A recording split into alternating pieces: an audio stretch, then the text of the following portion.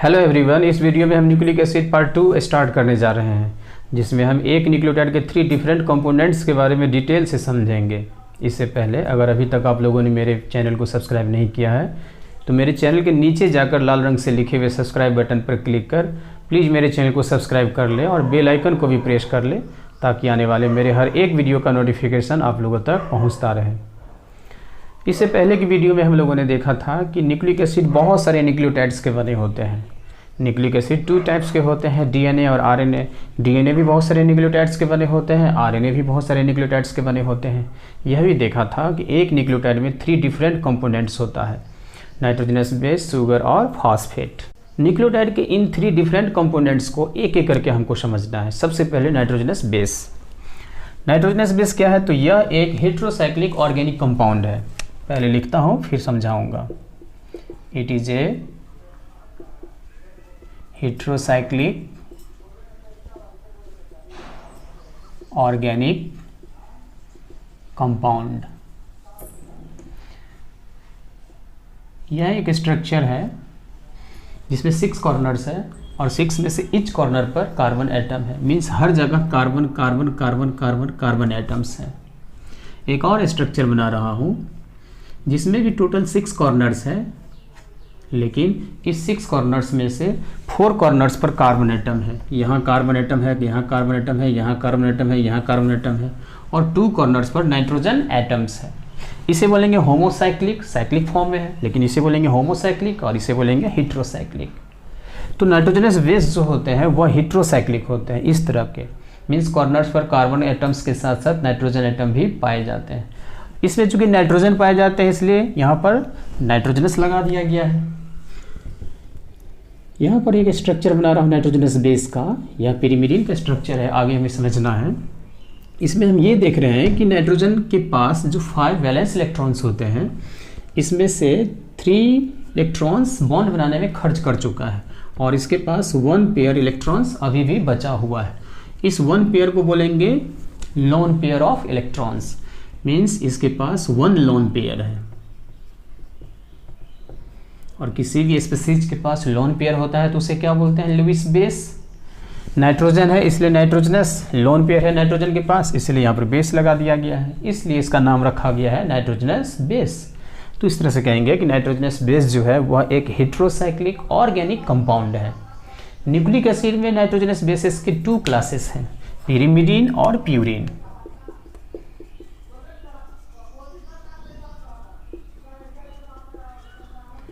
Nitrogenous bases के 2 classes हैं, एक है पिरिमिडीन। पिरिमिडीन 6 मेंबर्ड होते हैं। जैसा कि आप देख रहे हैं ये पिरिमिडीन ही है। इसमें टोटल कितना मेंबर्ड है? 6 मेंबर्ड है।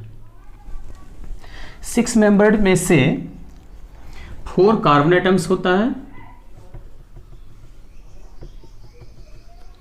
और इसमें 2 नाइट्रोजन एटम्स होता है पिरिमिडीन में।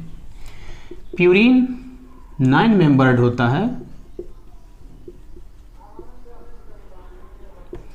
और प्यूरिन में क्या होता है? कार्बन एटम का नंबर यहां पर टोटल होता है 5, नाइट्रोजन एटम का नंबर यहां पर होता है टोटल 4। न्यूक्लिक एसिड में पिरिमिडीन 3 टाइप्स के होते हैं, साइटोसिन, यूरेसिल,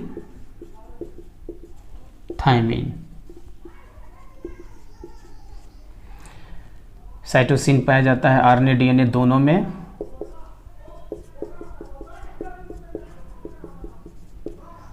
यह पाया जाता है सिर्फ आरएनए में और यह पाया जाता है सिर्फ डीएनए में। प्यूरिन 2 टाइप्स के होते हैं, एक एडेनिन और एक गुआनिन।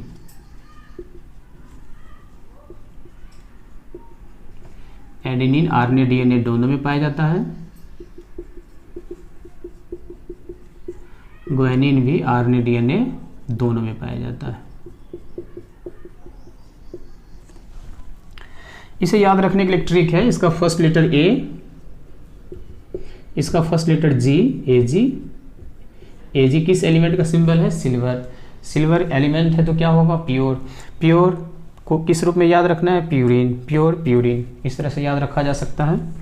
साइटोसिन यूरेसिल थाइमिन को कट के फॉर्म में याद रखना है।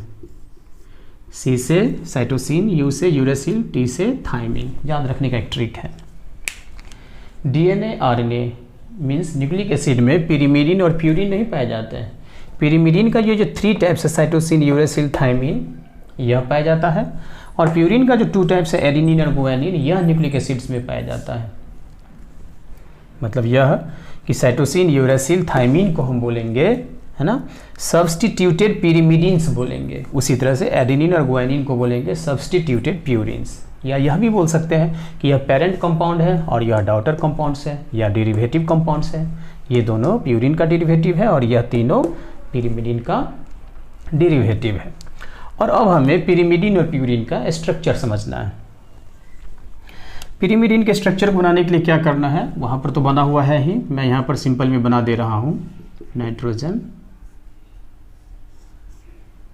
Double bond double bond double bond, यह स्ट्रक्चर है पिरिमिडिन का। इसमें नंबरिंग कहाँ से करना है तो यह फिक्स्ड है। नंबरिंग जब भी करेंगे तो नाइट्रोजन से नाइट्रोजन की ओर करेंगे। याद रखने का एक ट्रिक है कि जैसे यहाँ पर फर्स्ट कार्बन है तो ऐसे सेकंड थर्ड नहीं जाएंगे, बल्कि नाइट्रोजन से नाइट्रोजन की ओर जाना है। 2 3 4 5 और 6।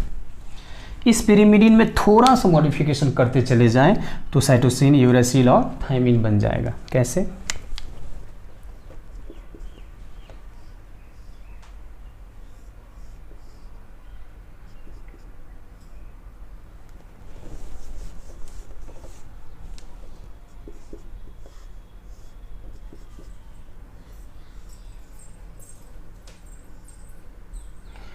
यहाँ पर डबल बॉन्ड के साथ ऑक्सीजन लगा देना है, यहाँ पर NH2 लगा देना है, यहाँ पर डबल बॉन्ड और यहाँ पर हाइड्रोजन। यह स्ट्रक्चर है साइटोसिन का। और साइटोसिन में यह कौन सा पोजीशन होगा? फर्स्ट पोजीशन होगा। इसी तरह से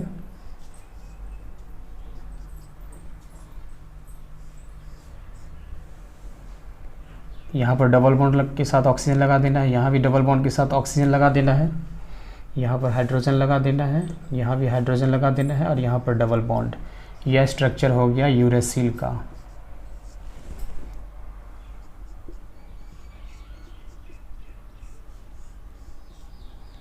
यहाँ पर डबल बॉन्ड के साथ ऑक्सीजन, यहाँ भी डबल बॉन्ड के साथ ऑक्सीजन। और इसमें क्या करना है? 5th पोजीशन पर यहाँ पर मिथाइल ग्रुप जोड़ देना है। मीन्स यूरेसिल से ही थाइमिन बना सकते हैं। करना क्या है? यूरेसिल में 5th नंबर पर मिथाइल ग्रुप लगा देना है, बाकी सब सेम ही रहेगा। यहाँ हाइड्रोजन एटम रहेगा। यह स्ट्रक्चर हो गया थाइमिन का।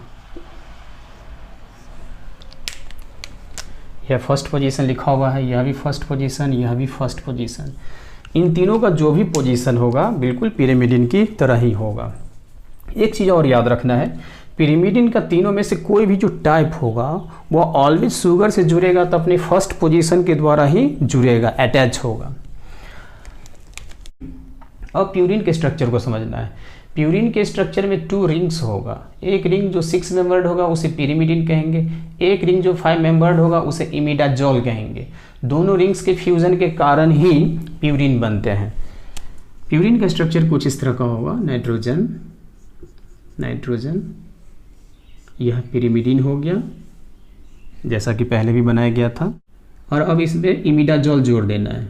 नाइट्रोजन नाइट्रोजन डबल बॉन्ड, यहाँ पर हाइड्रोजन, यह प्यूरिन हो गया। इमिडाजोल का स्ट्रक्चर कुछ इस तरह का होता है।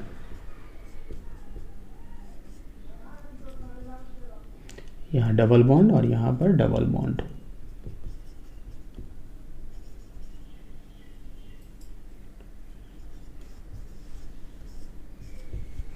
तो इस तरह से कह सकते हैं कि प्यूरिन में टोटल कितने कार्बन एटम्स हैं? टोटल 5। और नाइट्रोजन एटम्स कितने हैं? टोटल 4।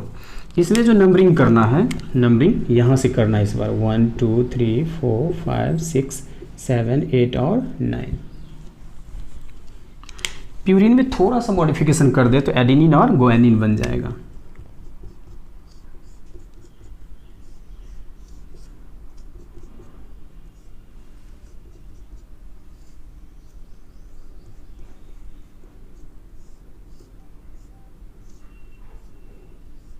ये प्यूरिन है। इसमें क्या करना है कि 6th पोजीशन पर अमीनो ग्रुप जोड़ देना है। तो इस तरह से यह बन गया एडेनिन। ग्वानिन बनाने के लिए क्या करना है, फिर से प्यूरिन पहले बना लेना पड़ेगा।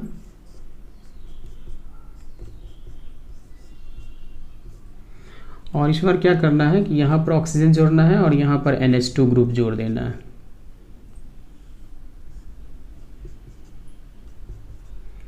और यह स्ट्रक्चर हो गया ग्वानिन का। यह 9th पोजीशन है और यह भी 9th पोजीशन है। प्यूरिन के 2 टाइप्स होते हैं, एडेनिन और ग्वानिन। एडेनिन और ग्वानिन जब भी शुगर के साथ जुड़ेंगे तो वह अपने 9th पोजीशन के द्वारा ऑलवेज अटैच होगा। इस चीज़ को हमेशा ध्यान में रखना है। तो अब मैं इसे इरेज करता हूँ और इस तरह से नाइट्रोजनस बेसिस को हम लोग समाप्त कर चुके हैं। और अब हमें समझना है शुगर के बारे में।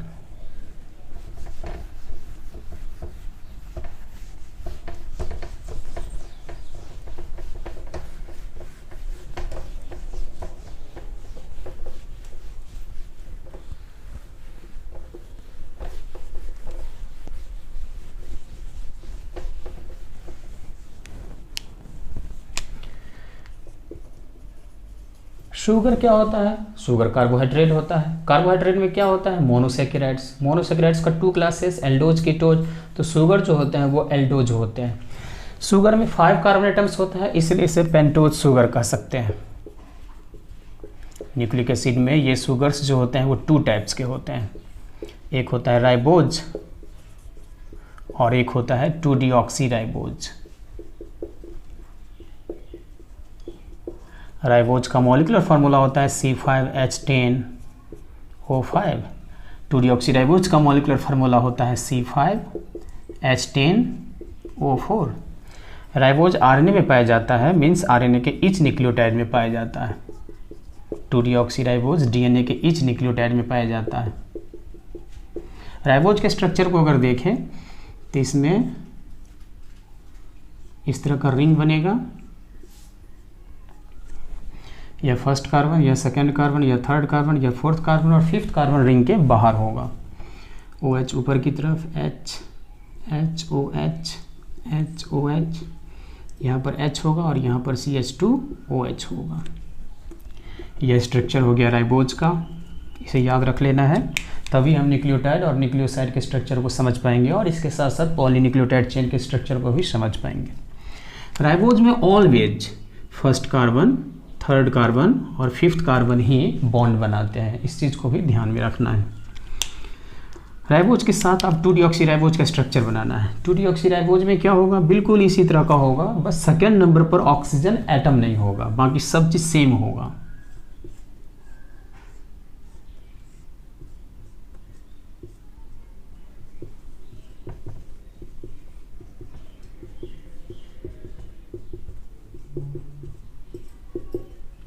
तो यह स्ट्रक्चर हो गया 2-डीऑक्सी राइबोज का। 2 प्राइम का मतलब क्या हुआ? ये जो लगा हुआ है ना, ये कार्बन के पोजीशन को दिखा रहा है। 2-डीऑक्सी राइबोज में भी उसी तरह से याद रखना है कि 1st कार्बन, 3rd कार्बन और 5th कार्बन ही बॉन्ड बनाने में भाग लेगा। 2nd और 4th कार्बन जो होता है वह बॉन्ड नहीं बनाता है। तो इस तरह से शुगर्स को भी हम लोगों ने देख लिया। अब हमें समझना है फॉस्फेट को। फॉस्फेट को इनऑर्गेनिक फॉस्फेट भी कहते हैं, फॉस्फोरिक एसिड भी कहते हैं। मॉलिक्यूलर फार्मूला होता है H3PO4। एक न्यूक्लियोटाइड के जो 3 डिफरेंट कंपोनेंट्स होते हैं उनमें से नाइट्रोजनस बेस और शुगर जो होता है वो ऑर्गेनिक कंपोनेंट है।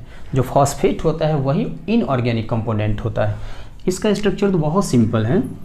फॉस्फोरस के साथ डबल बॉन्ड ऑक्सीजन जोड़ देना है, OH, OH, OH। यह स्ट्रक्चर हो गया फॉस्फेट का। कब? जब यह अकेले रहेगा तब। केमिस्ट्री के अकॉर्डिंगली अगर फॉस्फेट के स्ट्रक्चर को समझना है तो यह भी आसान है। मीथेन की तरह स्ट्रक्चर को बना देना है। मीन्स फॉस्फेट जो होता है वह टेट्राहेड्रल मॉलिक्यूल होता है, जिसके सेंट्रल एटम जो है फॉस्फोरस वह sp3 हाइब्रिडाइज्ड होता है।